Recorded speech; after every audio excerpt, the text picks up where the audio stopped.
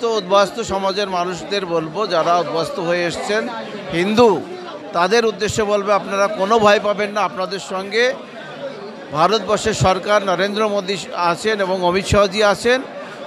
একজনও হিন্দু মানুষ এই পশ্চিমবঙ্গ থেকে বিতাড়িত হয়ে, এই ভারতবর্ষ থেকে বিতাড়িত হয়ে আপনাদের যেতে হবে না। যারা ঘুষপেটিয়া মুসলিম এবং রোহিঙ্গা, তাদের এই ভারতবর্ষে জায়গা নেই, তাদের আমরা তাড়িয়ে ছাড়ব। লোকপ্রিয় বিধায়ক, আমাদের প্রত্যেকের নয়নের মণি। দেখুন, ছিন্নমূল উদ্বাস্তুদের জন্য কি ভাবনা তার, নিজে কত বড় উদ্যোগ নিয়ে আজকে এই চাঁদপাড়ায় সচেতনতা শিবির করেছেন এবং হাজার হাজার উদ্বাস্তুদের যে সমস্যা রয়েছে তার সমাধানের প্রচেষ্টা করছেন। আমি তাকে কয়েকটা প্রশ্ন জিজ্ঞাসা করি। যারা এই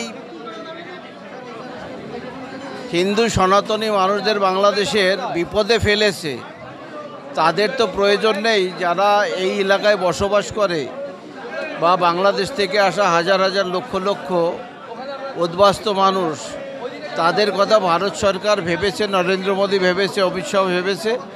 তাদের সঠিক দিশা দেখানো, তাদের সিএর আওতায় আনা, আমি একজন ভারতীয় জনতা পার্টির বিধায়ক হিসেবে আমার নৈতিক দায়িত্ব বা কর্তব্য মনে করি। তার জন্য এই সচেতনতা শিবির করা, যাতে সকলে এই সিএ সম্পর্কে জানুক এবং অ্যাপ্লিকেশন করে নাগরিকত্ব নিক। আপনি সাড়া কীরকম পাচ্ছেন এই বিষয়টা?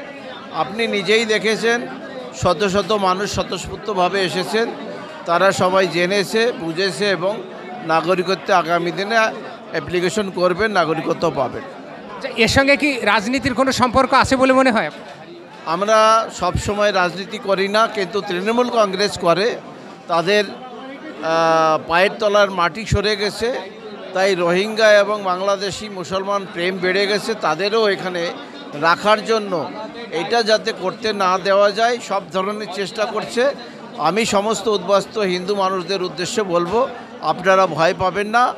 মমতা ব্যানার্জি হাজার মরা কান্না কাঁদলেও এই সিএ আইন বদলাবে না। সিএ আইন ভারতবর্ষের সরকার লাগু করেছে এবং সিএর মাধ্যমে আপনারা নাগরিকত্ব পাবেন। এটা তৃণমূলের কোনো দালাল আটকাতে পারবে না, মমতা ব্যানার্জির বাবাও আটকাতে পারবে না। আপনি উদ্বাস্তুদের উদ্দেশ্যে কি বার্তা দেবেন? লাস্ট কথা। সমাজের মানুষদের বলবো, যারা উদ্বাস্তু হয়ে এসছেন হিন্দু, তাদের উদ্দেশ্যে বলবে আপনারা কোনো ভয় পাবেন না। আপনাদের সঙ্গে ভারতবর্ষের সরকার নরেন্দ্র মোদী আছেন এবং অমিত শাহজি আছেন। একজনও হিন্দু মানুষ এই পশ্চিমবঙ্গ থেকে বিতাড়িত হয়ে, এই ভারতবর্ষ থেকে বিতাড়িত হয়ে আপনাদের যেতে হবে না।